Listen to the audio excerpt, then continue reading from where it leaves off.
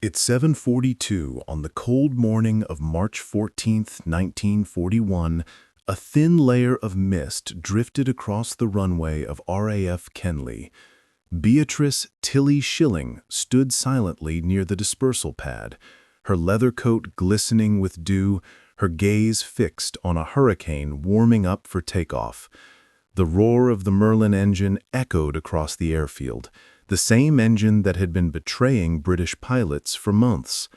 At 32, with 6 years of engineering work behind her and no solution that had yet saved a single life, she looked at that plane and knew that this morning might decide her career or end it. The young pilot climbing into the cockpit was Squadron Leader Davies, 24 years old, veteran of 41 missions, survivor of 2 engine failures. He didn't know who she was, probably thought she was someone's assistant, maybe a secretary sent to take notes. He had no idea that the woman standing quietly in the cold was the Royal Aircraft Establishment's leading expert on carburetor systems, and that in her leather satchel lay a brass disc so small and so simple that it might just alter the course of the war. The problem had started the year before, the kind of invisible flaw that kills without warning.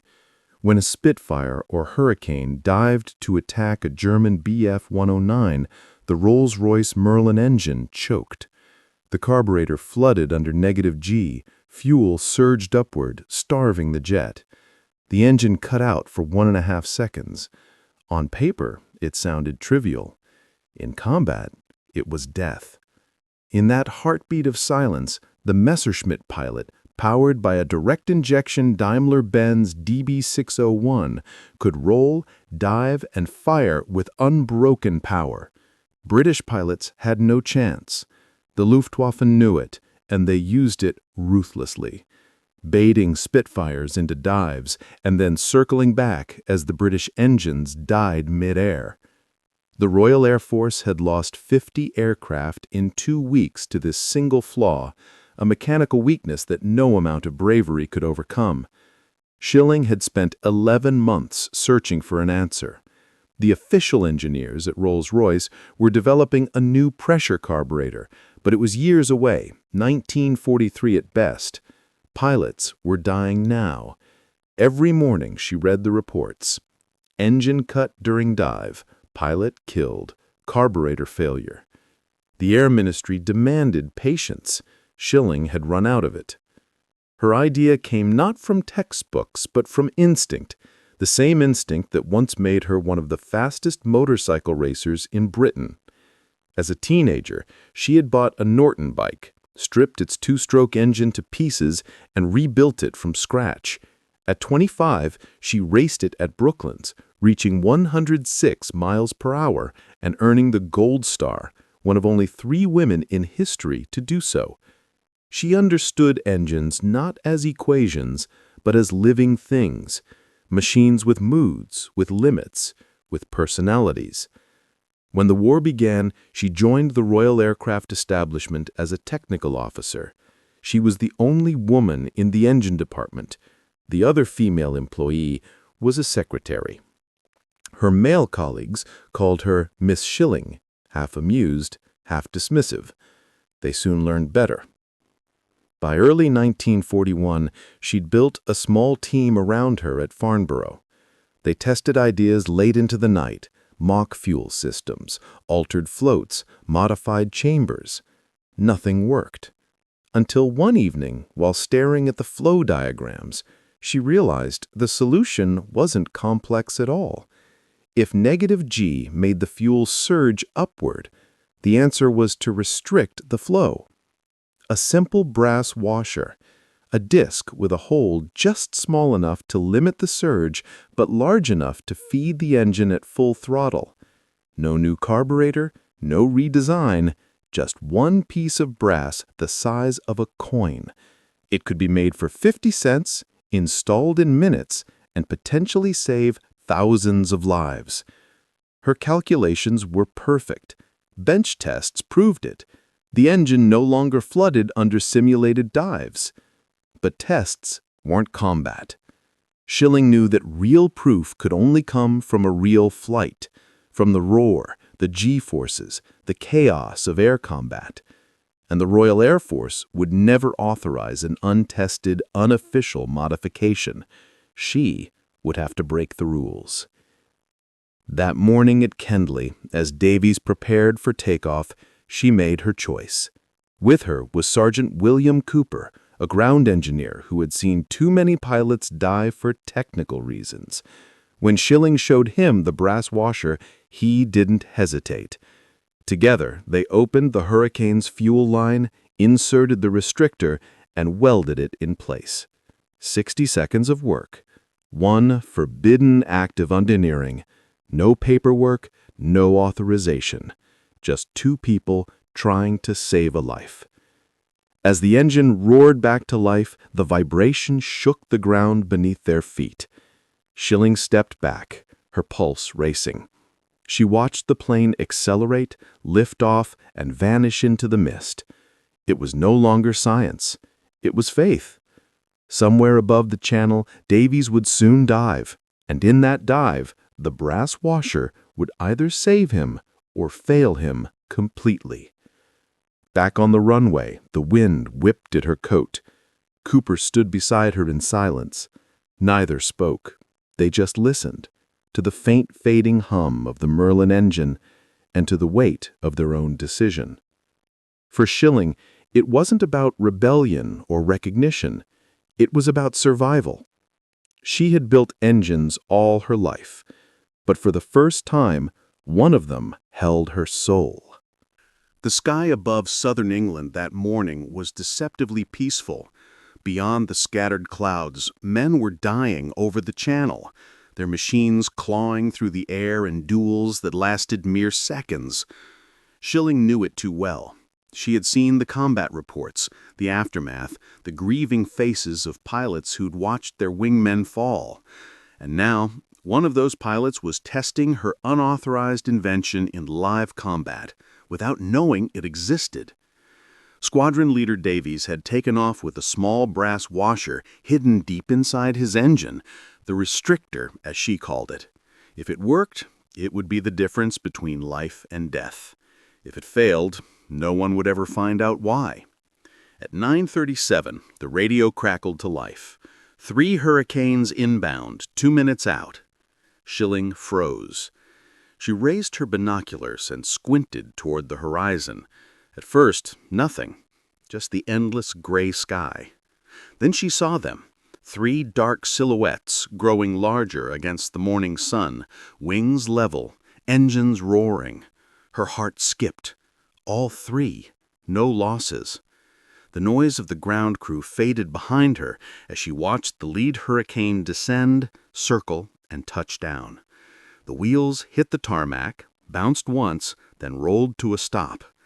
The Merlin engine purred steadily. No coughing, no misfires, no stall. Davies cut power, opened the canopy, and climbed out. When he turned, his expression stopped her cold. He was smiling. It was a rare sight at Kendley. Pilots didn't smile after combat. Usually they came back pale, hollow-eyed, carrying the exhaustion of men who'd stared at death. But Davies looked alive, electric, almost euphoric. Sergeant Cooper was the first to speak. "Any trouble with the engine, sir?" Davies looked from Cooper to Schilling and back again, puzzled. "Trouble," he said, laughing. "Best the Merlin's ever run. Dove on 2 Messerschmitts. Engine never missed a beat." Schilling stepped forward, her breath catching. "You dove?" she asked quietly. 400 miles an hour, Davies said, eyes wide with disbelief. "Negative G, full dive. Should have died on me halfway through, but she kept running, smooth as silk. I don't know what you did to her, but keep doing it." For a moment, no one spoke. The realization hit Schilling like a physical blow. It had worked. The restrictor had worked. Within hours, word spread through the base like wildfire. Pilots crowded the maintenance sheds whispering about the magic fix that had kept Davies' engine alive. Nobody understood how, only that it worked. When Schilling explained the restrictor, Davies didn't wait for authorization. "Put that thing in every Hurricane on this station," he ordered, "today." Schilling hesitated. "It's not approved." "Then they can court-martial me after the war," Davies said. "Right now, I need my men alive." By the end of the day, Cooper had installed restrictors in 4 more Hurricanes. Each took 12 minutes to fit. Disconnect the fuel line, slide the washer in place, weld, reconnect, test for leaks. That night, 5 Hurricanes flew patrols with the modification, 5 machines carrying an illegal, life-saving secret into battle. Over the next 3 days, the results were impossible to ignore. 0 engine failures, 12 successful diving attacks. For the first time in 11 months, RAF pilots could pursue the enemy through a dive instead of breaking off after it. The feeling spread. Not just relief, but confidence, a kind of moral victory that no statistic could measure. Pilots who had once cursed their engines now trusted them again.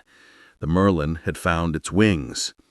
By March 18, 1941, the numbers told the story better than any speech could. Before the restrictor, engine failures occurred in 38% of all diving attacks. Afterward, less than 0.5%, practically 0. Fighter Command's kill-to-loss ratio soared from barely even to over 3 to 1. The Luftwaffe took notice. Their after-action reports described RAF fighters that no longer broke off attacks under -G conditions. The tactical advantage that German pilots had relied on for 2 years vanished overnight. Standing on the edge of the airfield one evening, Schilling watched a formation of Spitfires roar past in perfect synchronization. She could hear the engines singing. 12 cylinders, no hesitation, no falter. For the first time, they sounded fearless. Cooper walked up beside her, wiping oil from his hands. "You realize, ma'am, you just changed the way we fight." She didn't reply. She just smiled faintly, the wind tugging at her hair, the golden light of dusk glinting off the distant wings. Somewhere out there, young men were diving into combat, and their engines were still alive. By late March 1941, the air over southern England had become a proving ground for ingenuity. Every day, Spitfires and Hurricanes scrambled to intercept German raids, and every night, Schilling's invention quietly rewrote the rules of survival. What had started as an unauthorized experiment at one airfield was now spreading like wildfire across Fighter Command.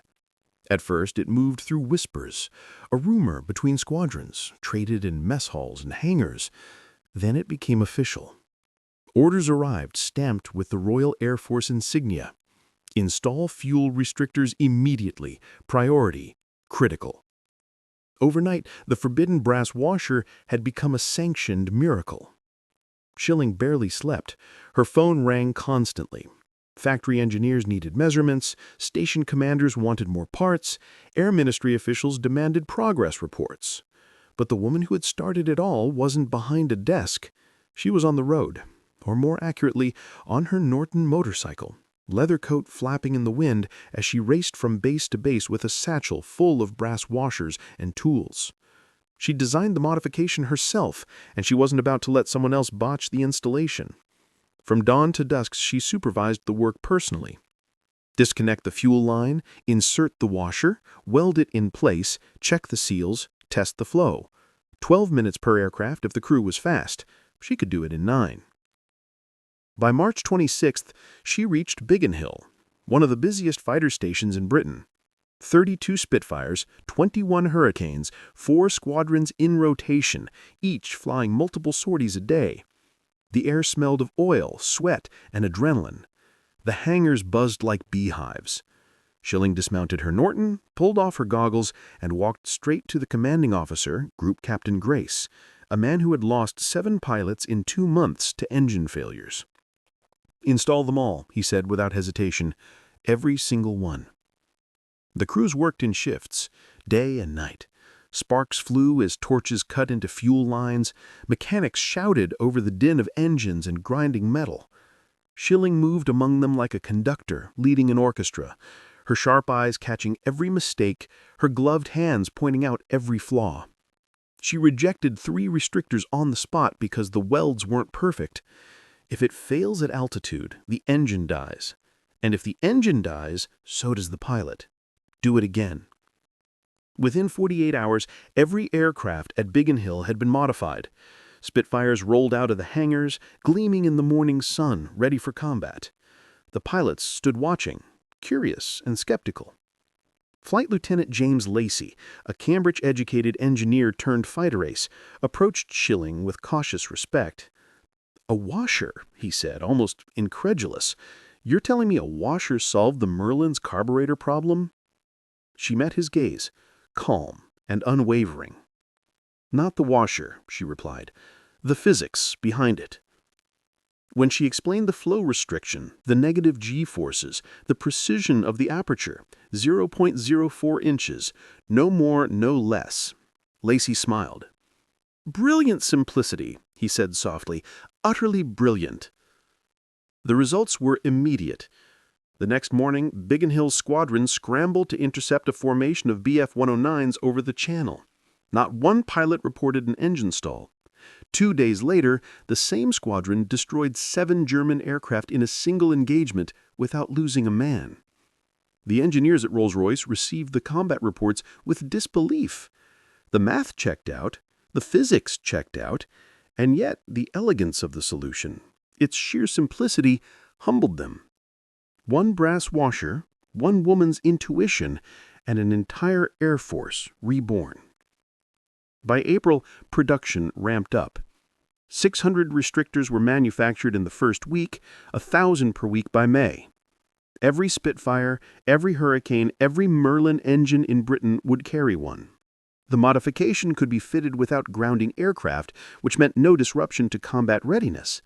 In wartime, that was gold. Schilling's team grew. 3 engineers from Farnborough, 2 civilian mechanics, and an ever-expanding network of base crews who now treated her like a legend. They called her Miss Schilling to her face, the brass lady behind her back, and our miracle worker when she wasn't around. Her brass restrictors soon became known by a new name, Ms. Schilling's Orifice. It began as a crude joke from Sir Stanley Hooker, Rolls-Royce's brilliant but mischievous chief engineer. In true RAF fashion, the nickname spread faster than the part itself. Pilots scribbled it in logbooks. Mechanics etched it onto toolboxes. It became a kind of badge of honor, proof that their planes carried the thicks that made them faster, deadlier, and most importantly, alive. And it wasn't just the RAF that noticed. Across the channel, German intelligence officers began reporting unexplained improvements in British fighter performance. Pilots of the Luftwaffe's Jagdgeschwadron squadrons, once confident in their superiority, now found themselves hunted. Their reports mentioned Spitfires that no longer broke off dives and remained operational through prolonged negative G maneuvers. The Messerschmitt FA-109, once the terror of the skies, was losing its edge. For every brass washer installed, the balance of power shifted a little further. The Royal Air Force was no longer fighting with one hand tied behind its back. It was striking back with precision and fury. Every pilot who dove into combat that spring did so with confidence born not of orders or speeches, but of trust. Trust in a machine that finally worked the way it should. By April 20th, more than 2,000 Merlin engines had been modified. Engine failures and dives dropped to virtually 0. The RAF's kill-to-loss ratio tripled. The Air Ministry's monthly report described it bluntly. Improved fuel regulation system credited with saving significant operational losses. But among the men who actually flew, there was no question who deserved the credit. They all knew her name. And when they lifted off from the runways of southern England, the brass washer she'd designed was there with them, unseen, unheralded, but vital as the beating heart of the Merlin engine itself. That night, after 16 straight hours of work, Schilling sat alone on her Norton, staring at the darkened runway. The air was cold, her hands ached, her clothes smelled of oil and sweat. But above her, the sky was alive, The faint glow of distant contrails etched across the stars. She smiled to herself. She didn't need medals or recognition. She only needed the sound of those engines still running. That was enough. By May 1941, Beatrice Schilling's name was whispered with reverence in hangars across Britain. Yet officially, she remained a ghost, a civilian engineer buried in the paperwork of the Royal Aircraft Establishment, invisible to the public and nearly forgotten by her own superiors. Every squadron commander wanted her restrictors.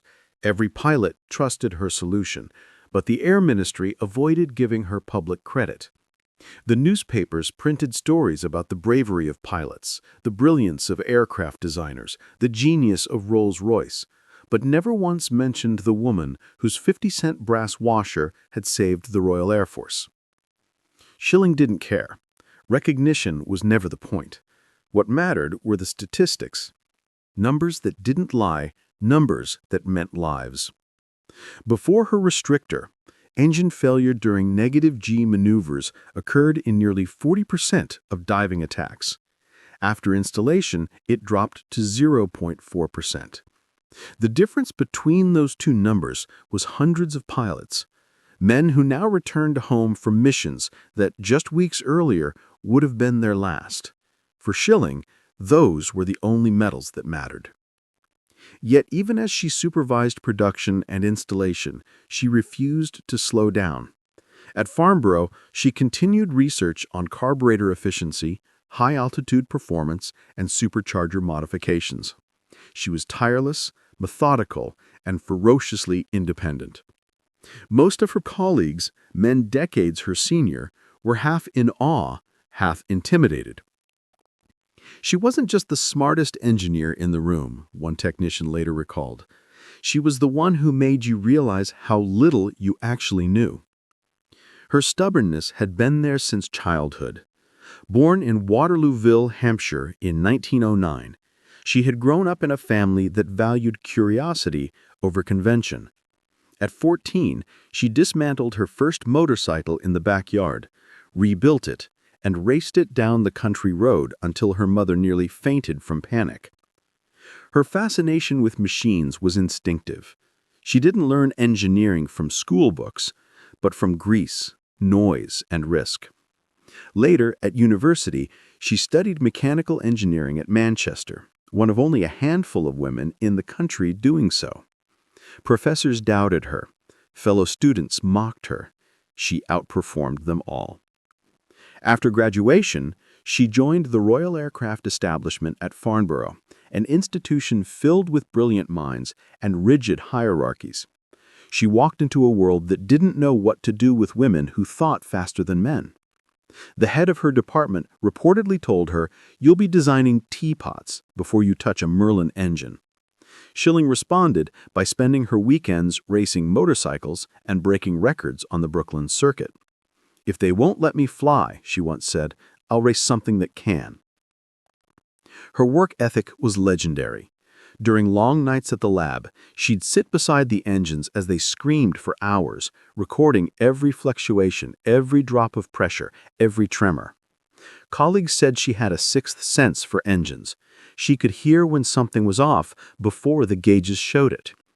That intuition, born from her racing days, was what led her to the restrictor. She understood how engines felt under stress, how they reacted when gravity shifted. It wasn't a guess, it was a mechanic's empathy. In the months that followed, her restrictor, Miss Schilling's Orifice, became as famous among pilots as the Merlin engine itself. They spoke of it with affection, humor, and awe. Some carried spare washers in their pockets as good luck charms. Squadron leader Robert Stanford Tuck, one of the ARF's top aces, wrote in his logbook, "Dived on 3 109s today. Engine didn't quit once. Thank God for Miss Schilling." By the summer of 1941, the tactical balance in the air had completely shifted. RAF fighters now met the Luftwaffe on equal terms. British pilots could now pursue their prey through dives and inverted maneuvers without fear of their engines cutting out. Fighter Command's kill ratio tripled and morale soared. For the first time since the Battle of Britain, the men in the air felt they had the upper hand. But Schilling didn't stop there. She began visiting coastal stations, inspecting aircraft under the harsh conditions of sea air and salt corrosion. Her leather gloves were always stained with fuel, her notebook smudged with graphite. "She was everywhere," said an RAF mechanic. "Everywhere there was an engine that needed fixing, she was there, like a ghost in a brown coat." Still, there was a quiet loneliness beneath her relentless pace. In letters to friends, she rarely mentioned the war or her invention.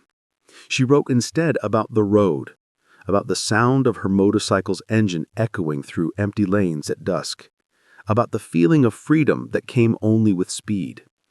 For all her brilliance and defiance, she remained at heart a solitary racer who had never quite left the track. Then came the recognition she hadn't sought, but had earned beyond measure. In 1948, long after the war, King George VI appointed her Officer of the Order of the British Empire, OBE, for her wartime contributions. At Buckingham Palace, she stood in her formal dress, the medal gleaming on her chest. Photographers called her name. She smiled politely, accepted the honor, and returned to work the next morning as if nothing had happened. The engineers at Farnborough joked that if you gave Schilling a medal, she'd probably use it as a gasket. They weren't wrong. She had no use for ceremony. Her life was measured not in awards, but in RPMs, in problem solving, in the lives that her work had quietly saved. Years later, when asked what she thought about being called the woman who saved the Spitfire, she laughed. "I didn't save anything," she said. "I just stopped the bloody engines from cutting out." By the summer of 1941, the transformation of Britain's air war was undeniable. In every sky above the Channel, the roar of Merlin engines sang a different tune, one of consistency, confidence, and control. Pilots who had once feared the sudden silence of a dead engine now hurled their Spitfires and Hurricanes into impossible dives, knowing their power would hold steady through the chaos. The numbers told the story. RAF losses plummeted, German kill ratios dropped, and the word spread through the Luftwaffe: the British fighters don't stall anymore. It wasn't just a mechanical improvement, it was psychological warfare in its purest form. But what the reports didn't show was the quiet toll on the woman who had made it possible. Beatrice Schilling worked herself past exhaustion. She traveled from base to base on her motorcycle, often in freezing rain or choking fog, her small leather satchel stuffed with brass washers and blueprints. She slept in barracks, ate with mechanics, and spent her nights in hangars filled with the smell of oil and gunmetal. She inspected welds, recalibrated tools, and personally tested engines roaring inches from her face. She trusted no shortcuts, no assumptions, no bureaucratic comfort. If one installation failed, it wouldn't be because she hadn't checked it herself. She'd become both an engineer and a commander, commanding respect in a world where women were still treated as visitors in men's professions. But at Farnborough, where rank meant less than results, her word was law. "If Tilly says it works, one pilot declared, and if she says it doesn't, you'd better pray you're not flying it." Her authority was earned not through title, but through evidence, the kind that screamed across the sky at 400 miles per hour. That authority carried her beyond carburetors. Once the restrictor was standardized, the Royal Aircraft Establishment assigned her new challenges. She worked on fuel freezing problems in Arctic conditions, supercharger efficiency, and cold weather starting systems for aircraft stationed in Iceland and Murmansk. Each problem came with the same stakes. Failure meant death. She thrived under that pressure, chasing the edge of impossibility where engineering met instinct. In late 1941, she was asked to consult on high-altitude performance issues for late-model Spitfires. Pilots flying above 35,000 feet reported sudden power drops, inconsistent fuel flow, and overheating. Schilling diagnosed the problem within days. The air-fuel mixture was being miscalibrated at extreme altitudes. Her fix, a subtle modification to the carburetor's altitude compensation valve, increased engine output by 8% above 30,000 feet. It wasn't glamorous, but it gave British pilots an advantage where air was thin and survival thinner. And yet for all her brilliance, Schilling remained invisible to most of Britain. The newspapers wrote about the engineers of Rolls-Royce and the genius of the Merlin, but not about the woman who had crawled inside those engines, who had bled for them. The RAF pilots knew, though. They never forgot. In squadron bars across England, when whiskey flowed and laughter softened the edges of grief, someone would raise a glass and say, "To Miss Schilling and her bloody Orifice." The room would erupt in cheers. It was crude, affectionate, and absolutely heartfelt. Her marriage to George Naylor, a bomber pilot and fellow engineer, existed in parallel to her work. He flew Lancasters over Germany, missions where survival odds were worse than a coin toss. She never talked about her project. He never described the flames over Hamburg or Cologne. They lived like two people in different wars, bound by silence and mutual respect. "We both knew enough to leave the nightmares where they belonged," she once said. By 1942, Schilling's restrictor had become a permanent fixture in the Merlin engine's production line. Rolls-Royce engineers incorporated it into their blueprints, calling it simply flow regulation component. Official documents credited Lockheed Rolls-Royce collaborative improvements. Her name appeared nowhere.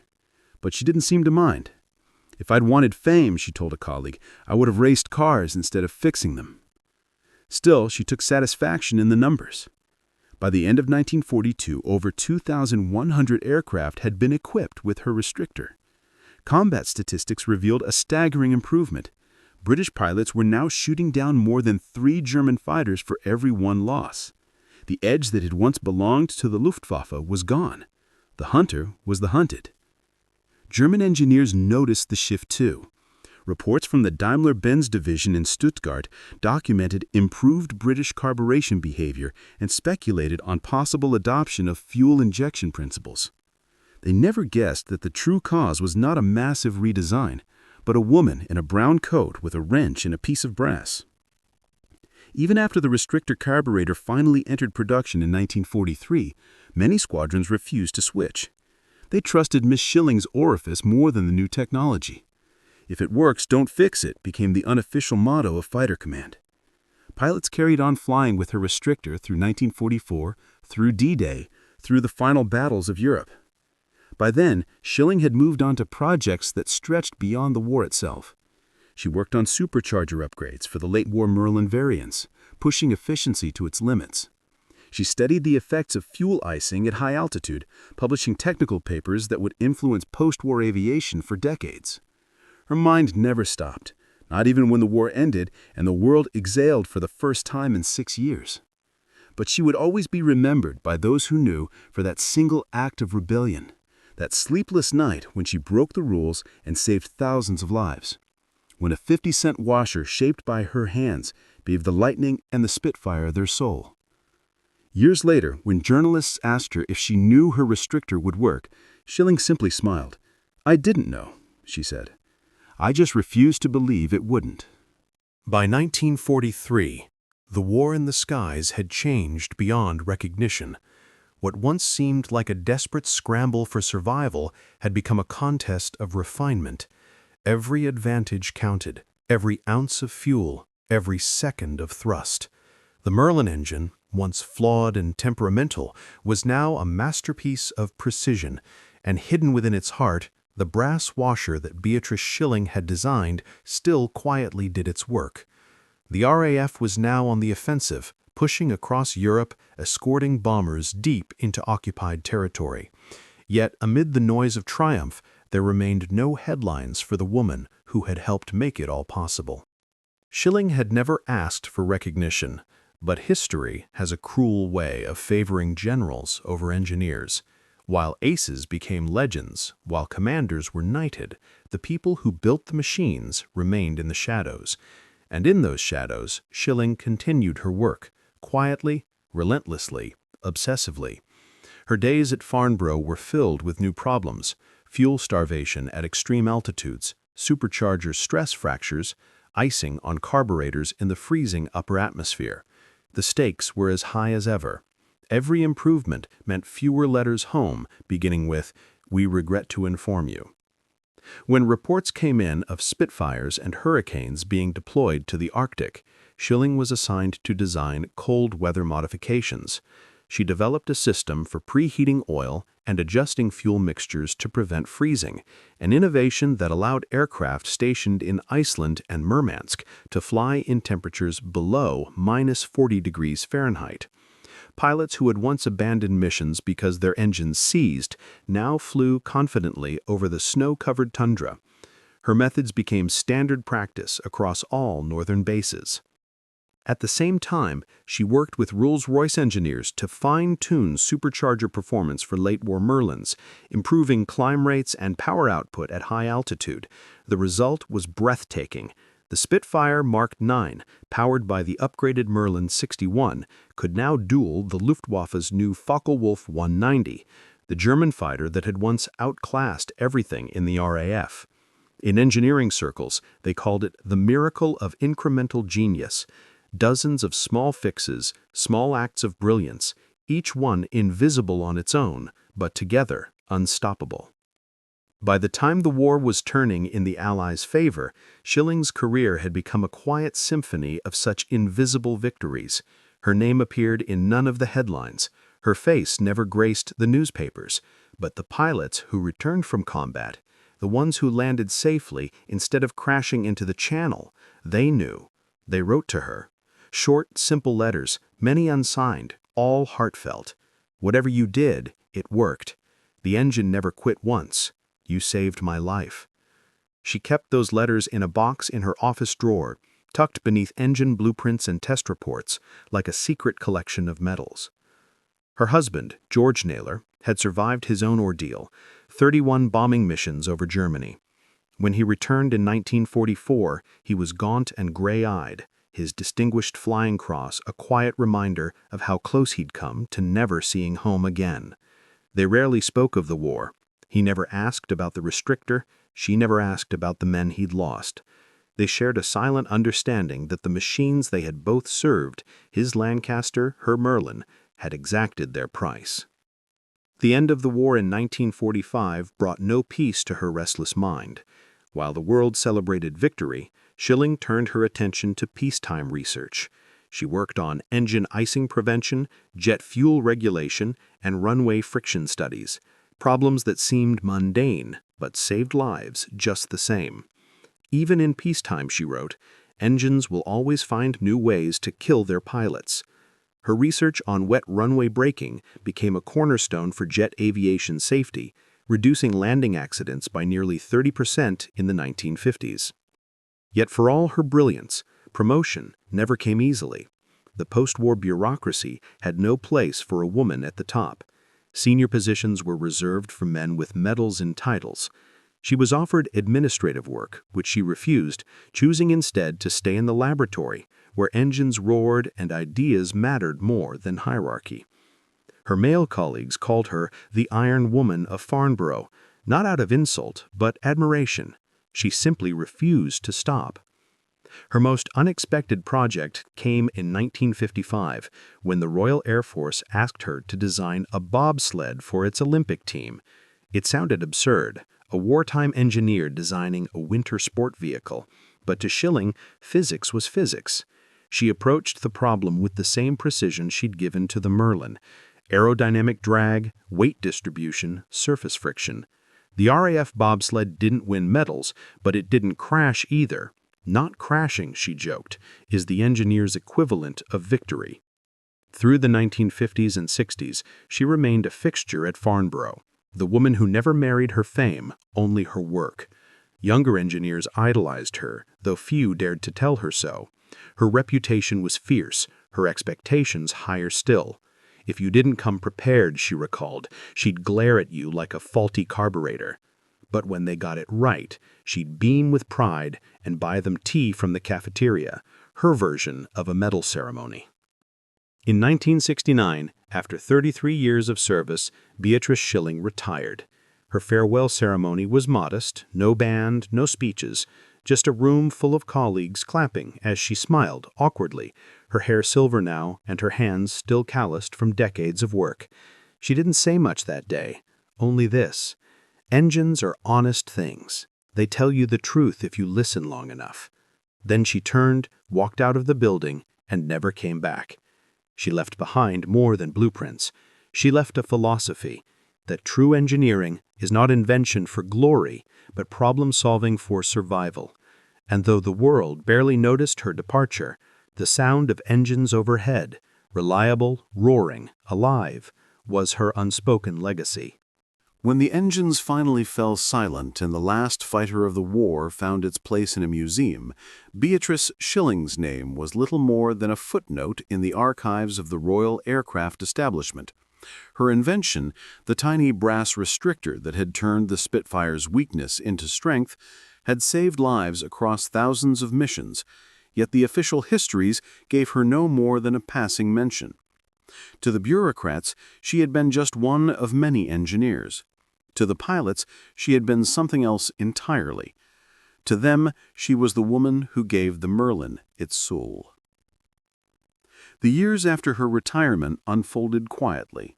She settled in a small house near Farnborough, where the distant hum of aircraft still echoed across the fields. The war had left its mark, not in medals or scars, but in the way she moved, deliberate and unhurried, as if still thinking through problems invisible to everyone else. Her garage became her sanctuary.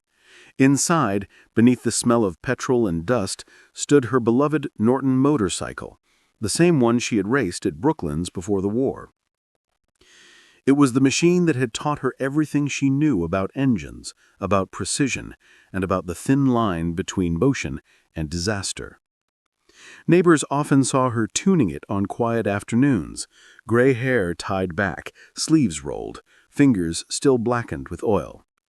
She rarely spoke about the past, but once, when a curious boy asked why she spent so much time on an old bike, she smiled and said, "It still listens when I talk to it. That's more than I can say for most people." In 1980, a BBC journalist tracked her down for a short television piece about forgotten wartime inventors. They wanted her on camera standing beside a Spitfire explaining how her brass washer had changed the war.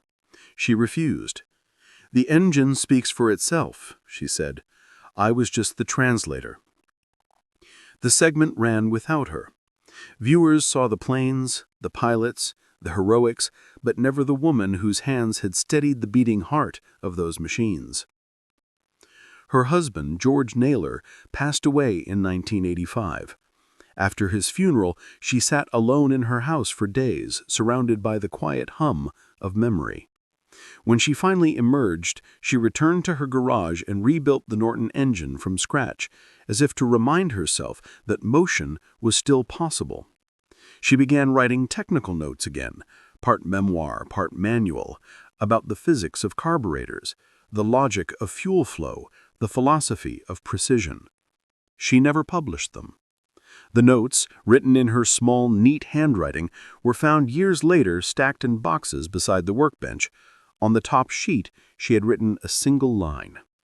"Perfection is not achieved through complexity, but through understanding." When she died on November 18, 1990, at the age of 81, the newspapers carried small obituaries, most of them under 2 paragraphs. Beatrice Tilly Schilling, OBE, engineer and motorcyclist, developed the carburetor restrictor known as Miss Schilling's Orifice, which improved the performance of RAF fighters during the Second World War. No grand tributes, no retrospectives. Yet among the surviving pilots who still met at reunions, her name was spoken with reverence. At the Battle of Britain Memorial Dinner in 1991, an elderly squadron leader raised his glass and said, "To Miss Schilling, who gave us our engines back." The hall went silent, then filled with applause that lasted nearly a minute. As time passed, her legacy began to re-emerge from obscurity. Aviation museums started displaying the small brass washer as part of their exhibits. Unassuming, about the size of a coin, labeled with quiet simplicity. Carburetor Restrictor, RAF, 1941.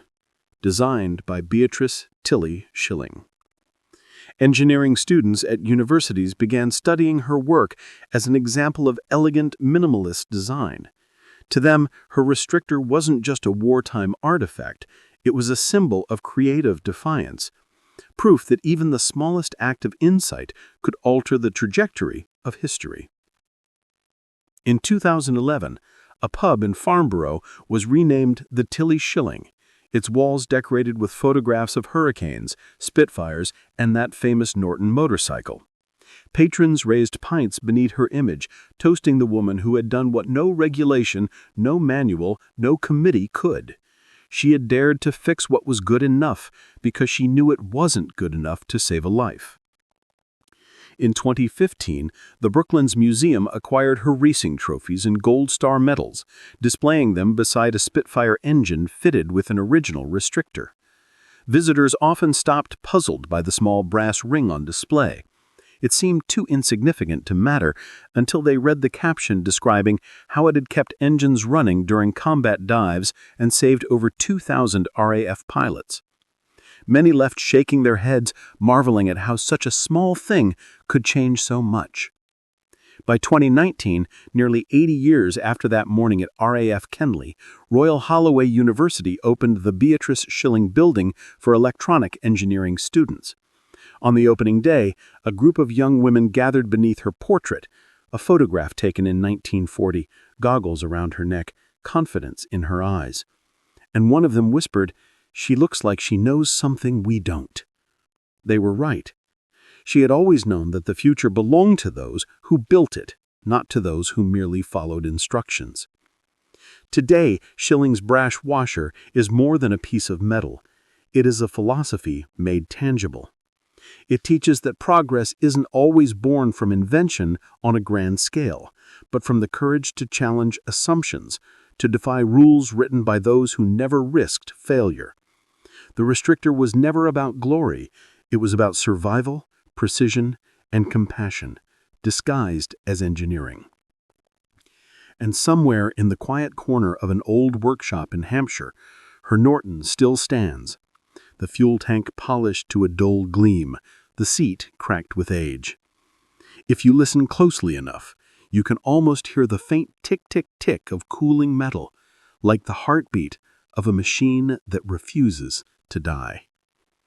In that sound lives her legacy, a reminder that sometimes the smallest act of defiance can echo longer than any roar of war. History is often written in headlines, in the names of generals, politicians, and kings. Yet the true weight of history often rests in the hands of those who never make the front page.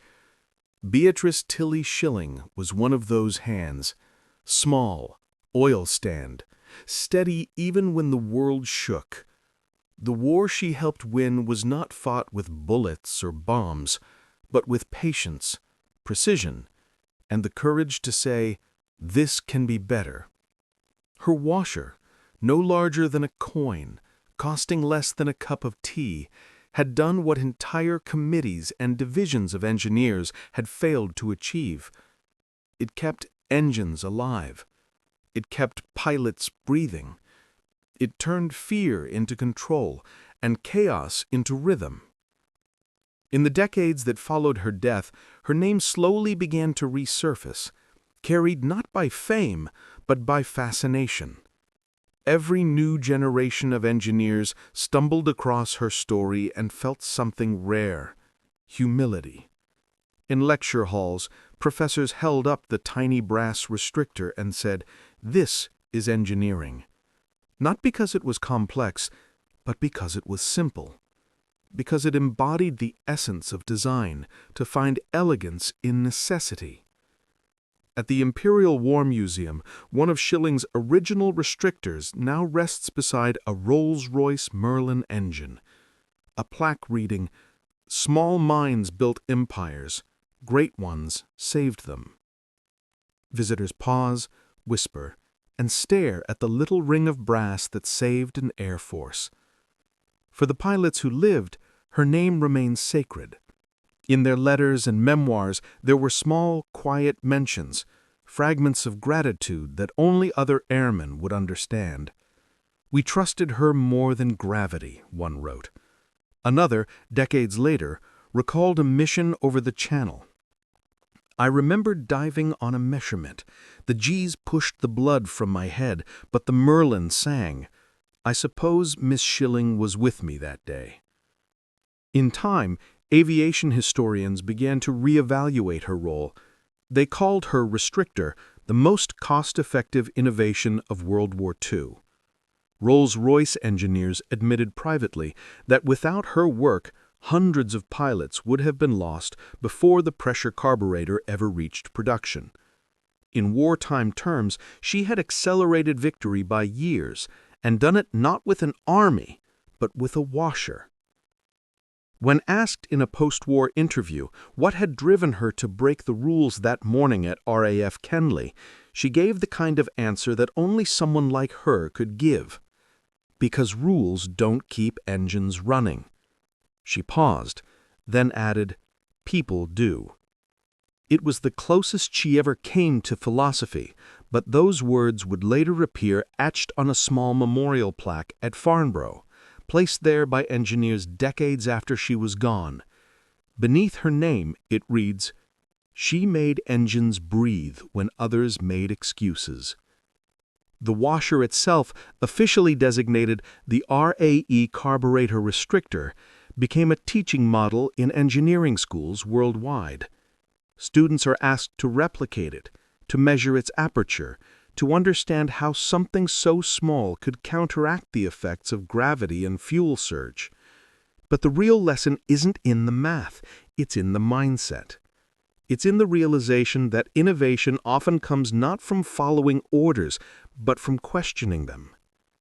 In 2020, nearly 80 years after Schilling's invention, a new generation of engineers at Rolls-Royce honored her legacy by creating a digital simulation of the Merlin engine and its restrictor, using modern computational fluid dynamics.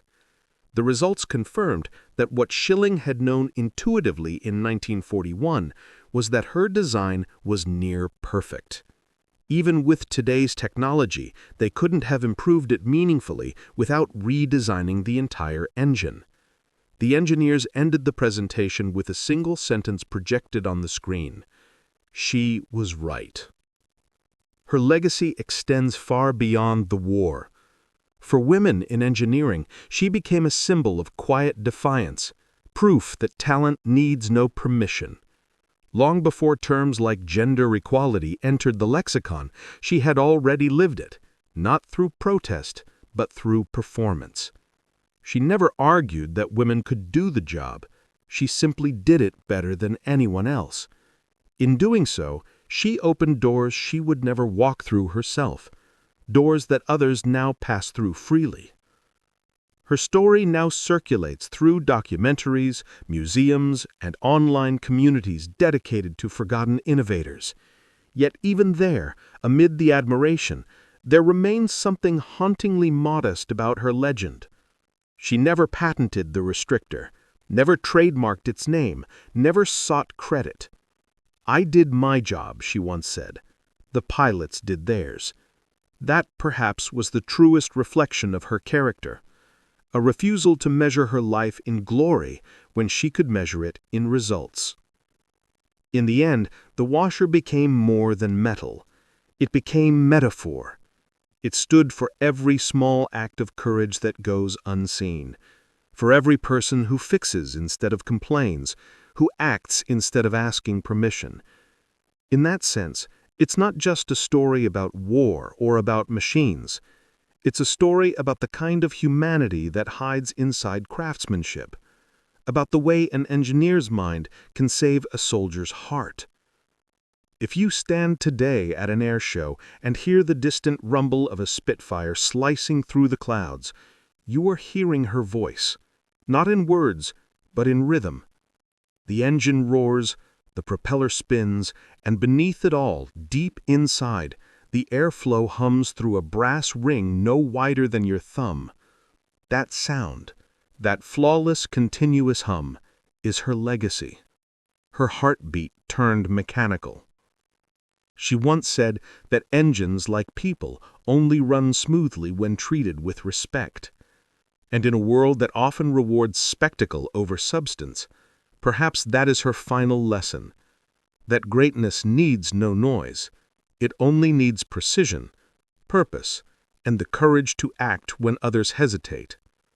So when the last Spitfire fades into the horizon, leaving nothing but silence and the scent of fuel on the wind, remember this, that it was not just pilots who fought for the sky, but a woman with a wrench and a dream, who looked at a machine and whispered, "You can do better." And for one extraordinary moment in history, the sky listened.